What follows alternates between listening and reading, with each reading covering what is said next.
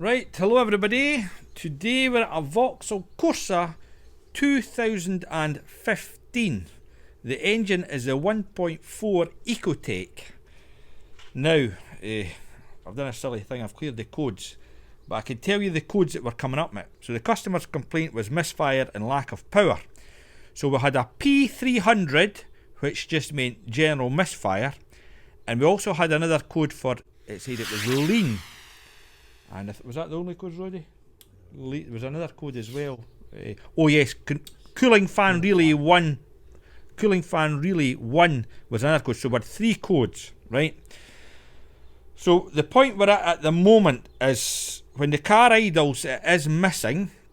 So the first thing we done, we went down to the back there, and see this evap things. They are notorious for leaking in air because we looked at the map sensor figures and it was reading 52 kPa, and I think that should be down to about 30, the same as a Volkswagen. So, and then I measured it here with my vacuum gauge, and indeed we were only pulling 9 inches of mercury.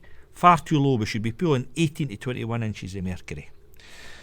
So we kind of suspected air leaks. So when the car was running, it was shown on the data that the lambda sensor was lean. Our fuel temps were plus 30, so we were lean all the way.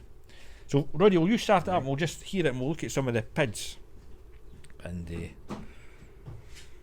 quite a difficult one, this, because it's a new, well, 2015 is a newish car.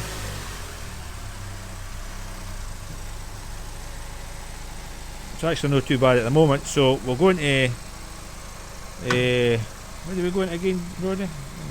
We'll go into data display.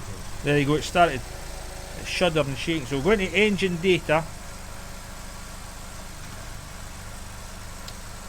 So there's your engine speed. MAF sensor, it looks a wee bit too low, 1.3. You would think that maybe be up a wee. Oh, it's coming up. Don't know, the jury's still out in that. Engine load 6%, that looks good. Our MAP sensor 40 kilopascals. Now that's actually improved. I would like to see that about 30 kilopascals, but never mind. Then we come down here, we look at our O2 sensors. So you see the figures, it's lean, definitely lean. So we sprayed a little bit of brake cleaner in that, and we shot the figure up through the roof, it was good. So look at our short-term fuel trims, plus 33%. So it's adding 33% more fuel. So we are definitely lean. In fact, look at our injector duty cycle. Oh, that's quite high, I would say. Nearly 3 milliseconds. What else have we got? We're just having a look through here.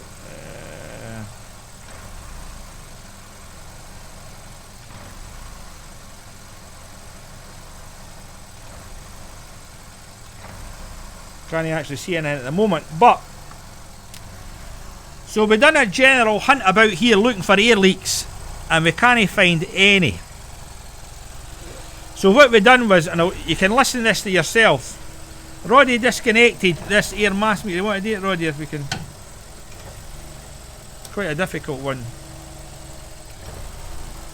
There we go. And you can see now, the O2s go rich. Yeah, I'll graph this. The fan comes on.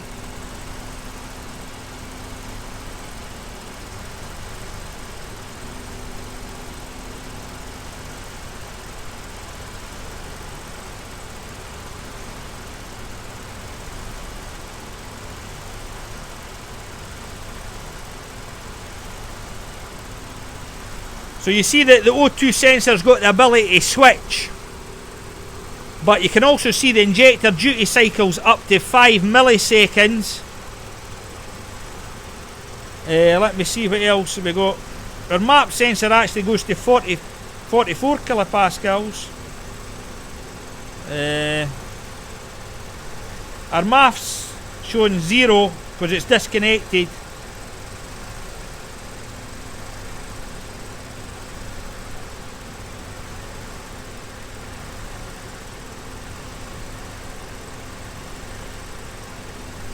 And I think we can ignore our fuel trims because the MAF's disconnected. So we're stuck between a rock and a hard place. We have disconnected the MAF, but I don't think we're ready yet to condemn it. Ooh, just want to switch it off.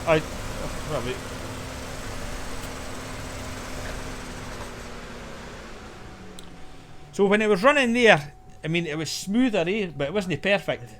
Was not perfect, so we'll keep working away at this car, trying to figure out what's wrong with it.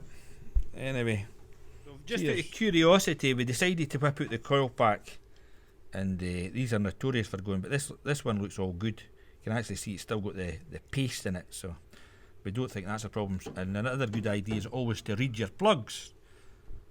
So we checked all these plugs, so they're all fairly white, and the plugs don't look that old actually, so they all look pretty good. So we didn't think it was that in the first place anyway, but just wanted to check that anyway. Check the basics. So the quest continues. So what I think we're going to do now is smoke test the inlet manifold just to see if we can find anything. I'll get back to you. Right, this is a hard one for a Thursday night.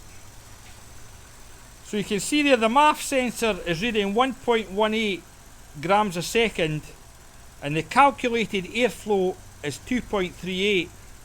So I always thought whatever the engine size was, that would be your MAF flow. So you would reckon, oh, we're maybe a wee bit down, but this has got me confused, these two figures there. And everything else, I went through these PIDs, and everything else looks dandy.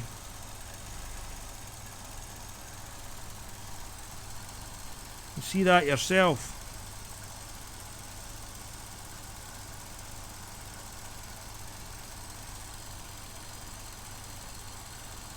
But we're using a little hotel, so even on this,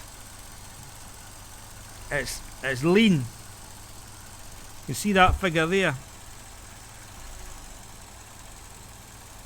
And we've been trying to find an air leak, but we can't see anything. So it's either the MAF, let me see, the MAF sensor is reading faulty, or we have an air leak. Let's see what code come back.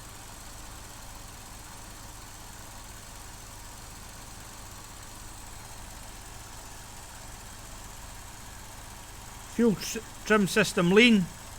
I don't like that one. Control relay 1, control fan relay 1, control circuit. So I think the relays are in this box here. But it's a pest.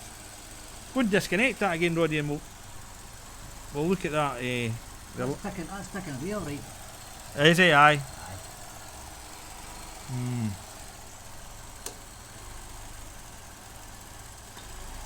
So Roddy disconnected the sensor there, and it runs a little better, so let's see.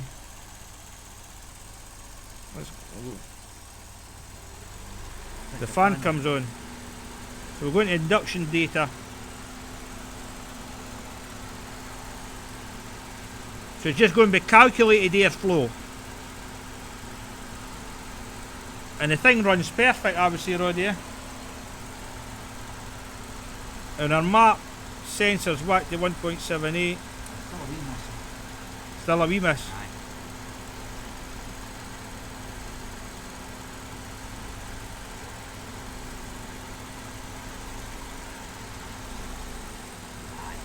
Still something no right. O2's. But the O2 is switching.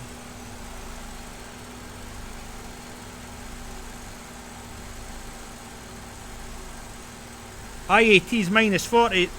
That's because we've disconnected the MAF sensor. Right, this is weird. We don't think we've got an air leak. So we disconnected the MAF sensor, and then when the car was running we cleared the codes. So we measured our vacuum up that port there, and you can see it's absolutely perfect. Well, what, 17, 18 inches. So when we go back to our scan tool, MAF sensor, it's reading 0.75 grams, and the calculated low is 1.73. But give it a day, Roddy. We'll stop and start it again. Trouble codes. P0480. This one keeps coming back. Is that the fan? Fan. Yes. We'll clear that code. No faults detected. We'll go into live data. We'll go into reduction data. And I think this is when the MAF sensor kicks back. Right, Roddy? Look. That's away, man. And there's your disconnect the MAF sensor again, Roddy. So what? Right, I'll let you watch this. Right. Look at that. Our vacuum starts to climb. It's ignoring the live reading from the MAF. Drop. Wait. Let's drop a bit. What the hang's going on here?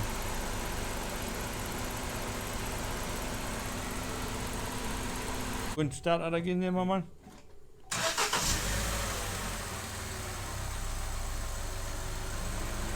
Oh, this is...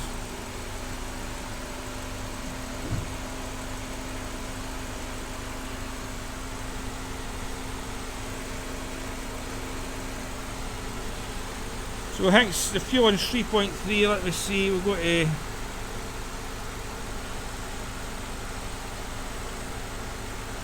The O2 switching. Something weird here. You can see that even with the MAF disconnected, our vacuums fell back again. Plug it back in, Rudy.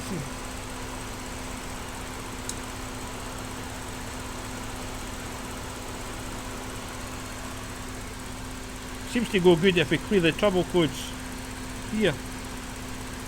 So there we've got the trouble codes in there. We'll clear the DTCs, yes. And there you go. Starts to climb back up. And then starts to idle. Perfect. Once you clear, if you clear the DTCs when the engine's running, it goes perfect, right? So we'll go back into live data. We'll look at our induction data. MAF sensor, it's saying 0.74. Don't know about that if it's ignoring it or no. It should be 1.82, that's higher than normal. The MAP sensor is 1.25. Let's go back into our normal data.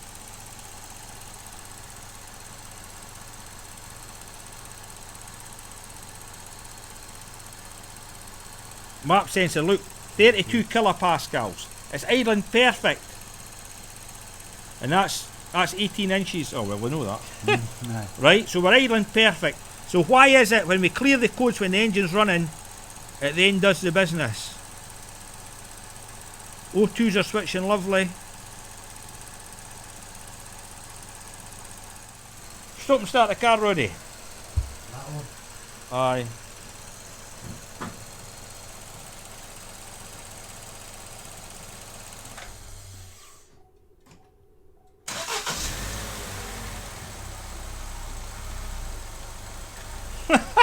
We again.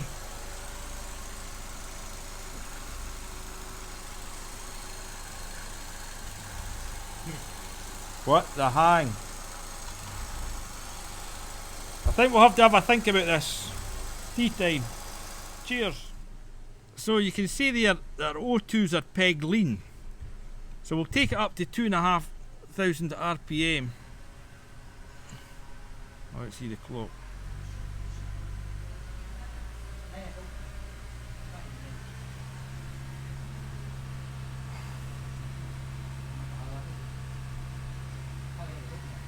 And you see that our O2's switched lovely. So it's like an air leak, but we cannot find any air leaks within this thing.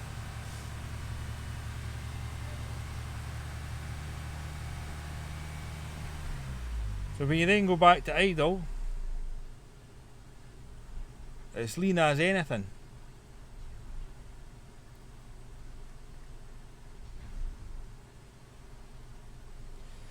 I'm about to call time on a MAF sensor, but I ain't sure. Because this is the one I think that reads hertz.